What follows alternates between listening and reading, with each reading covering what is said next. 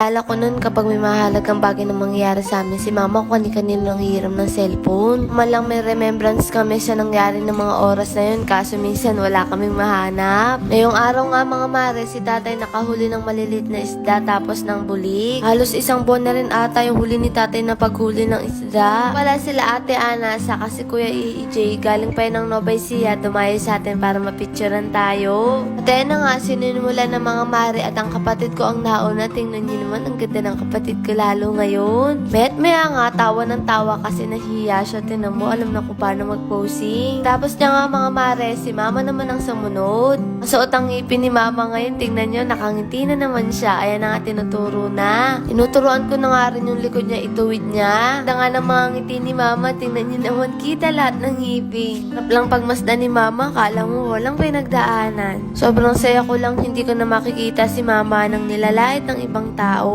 Ipong inaayawan siya kasi parang ang dumi ng damit niya dahil galing lagi sa bukid. Hindi ko na siya makita nang hihingi ng damit na pinanglumaan para pangpasok namin. At yan nga, tinuturuan ko ng heart. Eto nga si ate nagtuturo at yan nga ngumiti pa siya sa camera. Sumunod naman kay mama ay si tatay. Ganda din ang mga ngiti niya, oh. Tinan mo, may pawaki-waki pa siya. Ang mga ngipin niya, akala mo naman di bungal. Dami rin yung pinagdaanan mga mari. Nagpapasalamat din kami sa hindi niya pagsuko. At eto nga pamangkin ko, biglang dumating kaya naman nakapagpa-picture din siya. Siya pala ang panganay na kapatid ng mga bata. Bali, pamangkin ko din siya. At halos kasing edad ko lang. Kasunod niya naman, isang ko pamangkin na si Joseph. Tawa nga kami, hirap na hirap siyang umiti kasi nahiya. At ang sumunod naman si Agatha. Nakatuwa tong bata na to, kapag sinabi mo kung ano yung post ay gagawin niya. Ang ganda kasi ng mga ngiti niya. Ganyan naman, go na go siya sa mga sinasabi. Pagkatapos, ako naman mga mare ang sumunod. Ako mga mare, pangarap ko talaga yung ganito yung magpipicture sa akin. Yung parang model kasi mukha natin hindi pang model. Hindi naman tayo kagandahan. Pero gustong-gusto ko talaga yung nag-model ka ng ganito, yung nagpo-posing ka. Sa mga pangarap ko mga mare dati, nung wala kami cellphone, talagang post ako ng post kahit walang picture. Ngayong araw mga mare, hayaan nyo na ako matupad yung mga pangarap ko dati pa. Kasi sabi ko dati, kung maganda lang sana ako, gusto ko maging model. Kaso hindi tayo pinagpala. Ang ginagawa ko na lang, kapag may nagpipicture na sa akin, ayun, todo post ako. Oh, may paghawak pa ng ganyan. Akala mo talaga model siya. O siya, kung ano-ano na lang pinost-post ko dito. Then nga, araw ng araw, si Mayora. Katapos ko nga mag-posing-posing dito, si Naki naman ang sumunod. Nakakatuwa nga, andito na siya para naman may paranas namin to. Ayan nga, nagpo-post-post pa siya. Ang tatlong kapatid pala siya ni Pangat at ito naman si Pangat. Kala mo, Mayora.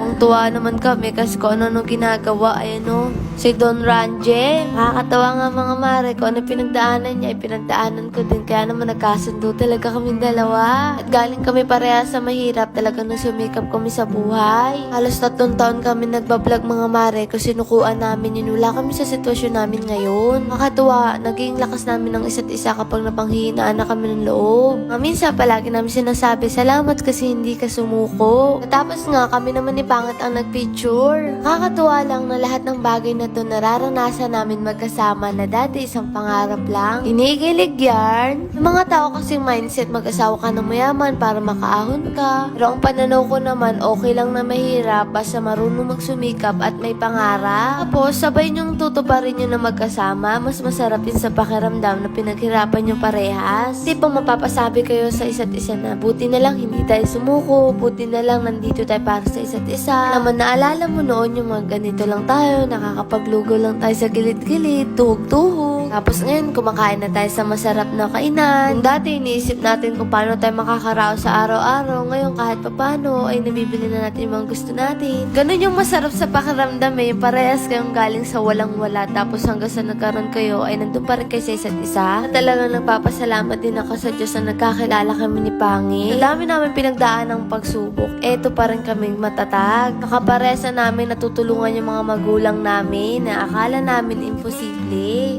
Nakaka-excite nga mga mare kung sakaling kakasal na kami, magpipicture na naman tayo ng ganito. Marami din nagtatanong kung kailan kami ikakasal. Malapit na mga mare, char. Balak nga namin kayo lahat ang ninang. Kasi naging parte kayo ng buhay namin. Sobra-sobra. Kaya kapag kinasal kami, lahat ng makakapunta, ninang na. Tignan nyo naman yung mga ngiti namin. Napakaganda. Kala nga ng iba, kinayuma ko si Pangit, hindi ho. Nga siya ng dasal ko. Katuwa nga dati si Pangit, kahit 6 na buwan niya ako niligawan, hindi niya ako sinukuan. Tapos kahit nasa Manila siya, Bulacan ako, pinupuntahan niya talaga ako noon. Kahit pagod siya sa trabaho. Talaga, for the hulog ang person. Pagkatapos nga, eto kami naman buong pamilya. Ganito ang pamilya, walang hindi kakayanin basta magkakasama. Tapos nga mga mare, andito naman tayo sa bukid magpipicture. Kaya ako tuloy na miss yung buhay natin sa bukid. Yung tipong simple lang. Pero siguro talaga ito yung oras natin para isara na yung kabanata natin dito sa bukid. Dahil noon pa man, pangarap na rin naman namin na makaahon-ahon dito sa bukid kasi syempre apakalayo ng ikiban, walang kuryente, layo sa lahat. Pero ang may papangako lang namin, hindi namin kakalimutan kung ano yung buhay na meron kami dati kasi ayun ang naging dahilan ko ano meron kami ngayon. O siya, tingnan nyo may mga posing namin, napakahirap, baka malaglag kami dito. Pero sabi nga, sa likod ng magandang litrato, merong nakatagong paghihirap. At dapat hindi tayo naniniwala kung ano nakikita ng mga mata natin. Dapat huwag tayong manghusga agad. Hindi natin alam kung ano pinagdaanan ng tao na yun bago niya makamit kung anong meron siya ngayon. Kaya kapag manghusga tayo, isipin muna nating mabuti kung makakasakit tayo ng ibang tao. Yan naman yung paligid natin. Green na green. Ang sarap sa mga mata. At eto nga, nag-iisip kami ng posing. Nakakatuwa nga, pares kaming go na go ni Pangit pagdating sa picture. Kasi yung iba, diba, takot sa picture. At eto, may padila pa nga tayo. Ito nga si Mama, sinisilip yung camera.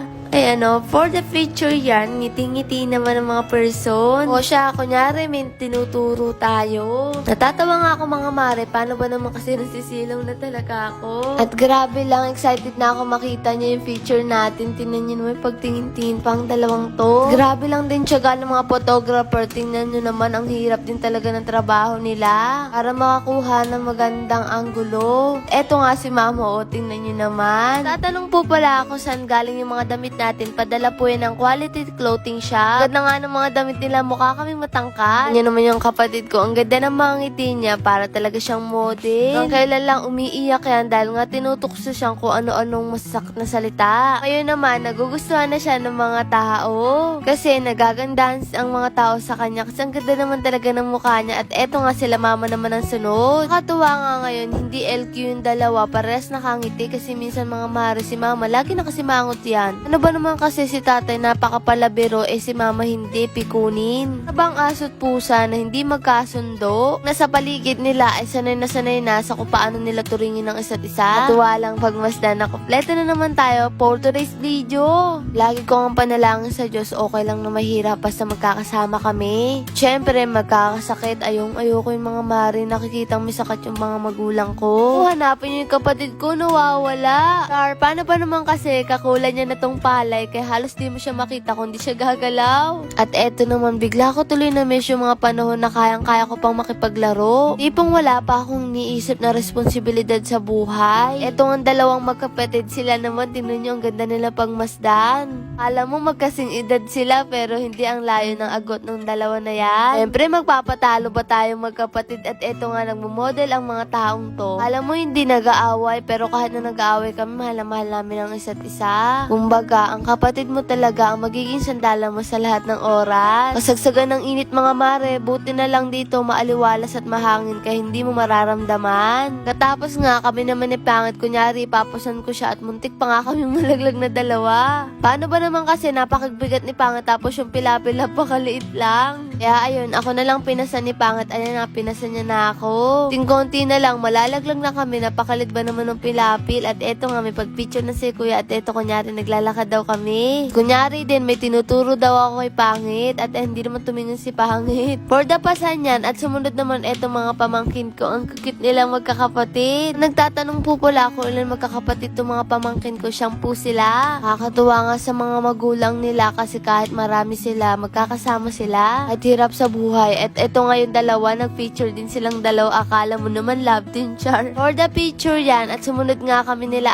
Ate Ana. Babait nga din nila Ate Ana at Kuya EJ. Ano ba naman kasi, dinayo pa tayo pagkalayo-layo nila. At eto nga, pauwi na tayo mga mare. Habang pauwi nga tayo, si Kuya EJ may naisip na doon daw ako mag-post sa daon ng gabi. Kaya naman, kahit Makati, for the go ang person. At ayun nga, may pa-aura-aura pa. At ayun, kunyari, lilingon daw ako doon. Pero grabe, nagustuhan ko yung resulta nito mga mare kasi ang ganda niya. Ito nga, tinutukso ako. Binalot daw ako sa gabi na parang lumpia. At eto naman si Pangit at si Tatay nagkukwentuhan pa habang pinipicturan. At ito yung mga bata. Ayun nga, posing-posing lang. Nga, for the araw tayo, kahit nasa dahon lang tayo ng gawi, para naman maganda. Karamdam ko tuloy, para ako nasa Encantadia. Na Tatay nga, kumuha ng kanturay, hindi ko na sinama. Katapos nga nun, na ito, nagkukwentuhan lang tayo sa gilid ng rampa. Abangan yung mga mare ang susunod na kabanata.